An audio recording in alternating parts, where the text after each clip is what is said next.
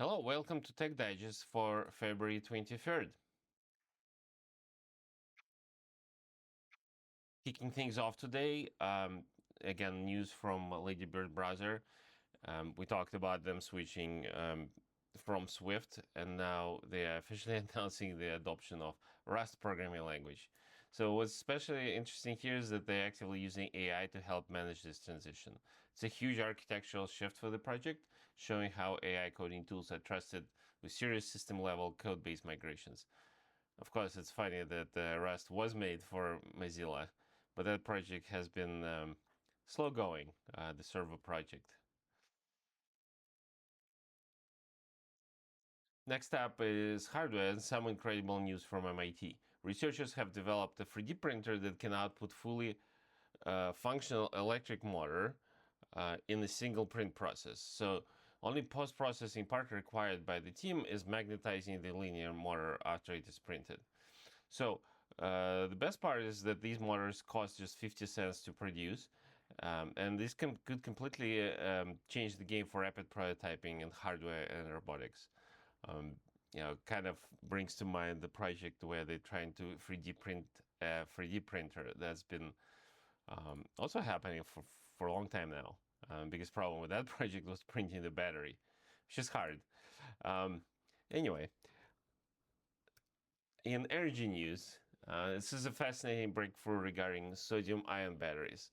A new discovery has found a way to let these batteries store more energy, but with a wild secondary benefit.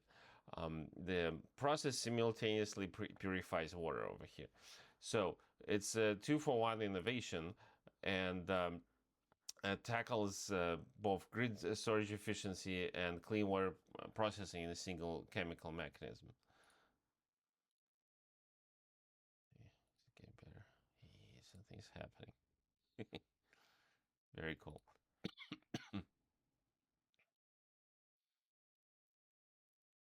um, have you ever been stuck without a driver on Linux or BSD? Well, this software here ran into a wall when FreeBSD lacked a Wi-Fi driver for his old MacBook. What's new? So instead of giving up, he used AI to successfully build the missing driver. And the brilliant, highly practical example here of using large language models for niche kernel level systems engineering with open source community that is not covering this yet. It's a very interesting conversation about actually building personal software and what it means for open source. But those cases, especially Wi-Fi drivers, has been bane of Linux and definitely BSD existence. Very hard to get stuff up and running, like the basic bare minimum stuff. I'm not even talking about graphics. Moving over to semiconductor manufacturing, ASML just unveiled major advance in the extreme ultraviolet or EUV light source tech.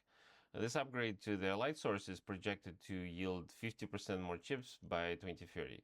So the fab capacity currently is bottleneck for electronics. So pushing EUV throughput this aggressively is a massive win for the entire hardware supply chain. It's not going to help you necessarily with your RAM prices though, because those are, uh, yeah, I don't know. I don't know. This will take a while.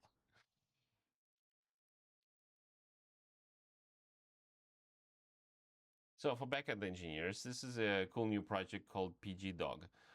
We talked about Postgres quite a bit, almost every episode. So this tool is explicitly designed to help you scale Postgres databases. So the killer feature here is that it allows you to scale without requiring any changes to your application code.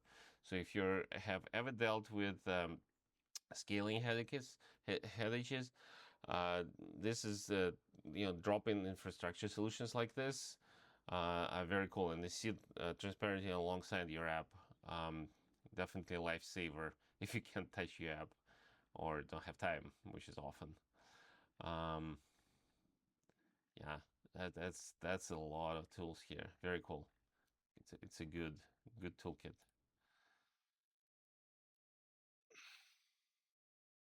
So the trend of rewriting web tooling for performance is continuing here with JavaScript Oxidation compiler. It's a dedicated compiler for JavaScript written in Rust, and it's another strong push for low-level languages use to drastically cut down the build times for front-end developers. So yeah, we've seen TypeScript adopting Go with 10x, and this is another non-TypeScript version of something similar, not directly related. People are definitely excited because we're trying to go faster with tools available, and especially with AI. On the security front, researchers have spotted a new Android malware dubbed PromptSpy. So what makes this unique is that it's the first known Android malware with generative AI use. So specifically, it hooks into Google Gemini model on the fly to dynamically adapt its persistence mechanisms across different devices. It's actually using LLM to figure out how to stay hidden based on the exact phone that it's infecting. Yeah, we've seen this previously, I think in January, with the first malware that actually shipped with a small language model and ran it locally. This is different. First of all, infecting Android is probably going to be hard, but you can stay hidden as an app anyway. And there's a lot of details here. But this is inevitable in the end. The polymorphic malware is coming, and of course the defense is already scanning the code. That's also ongoing.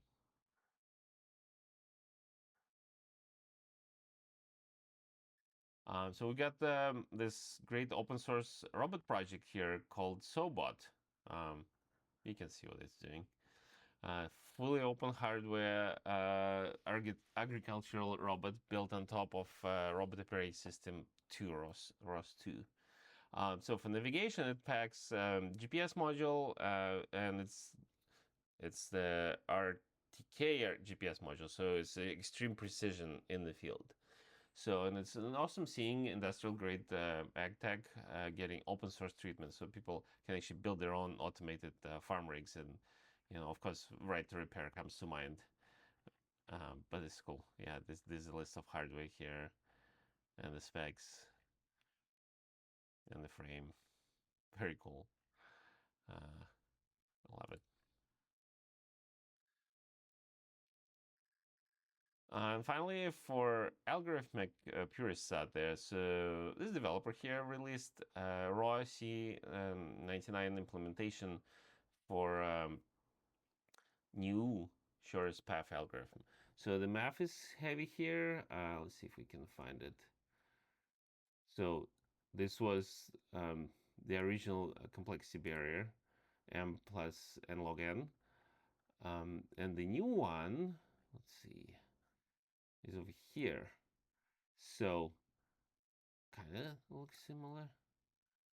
Let's see what the actual,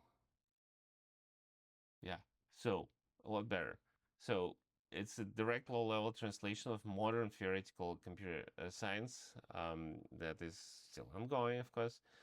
It's not just all AI into highly portable C code. So if you appreciate highly optimized graph algorithms without any framework bloat, you will love this. This discussion is highly academic, so people of course are talking about what big O notation is, and whether theoretical speed up actually holds true in the real world graphs. All right, I will see you next time.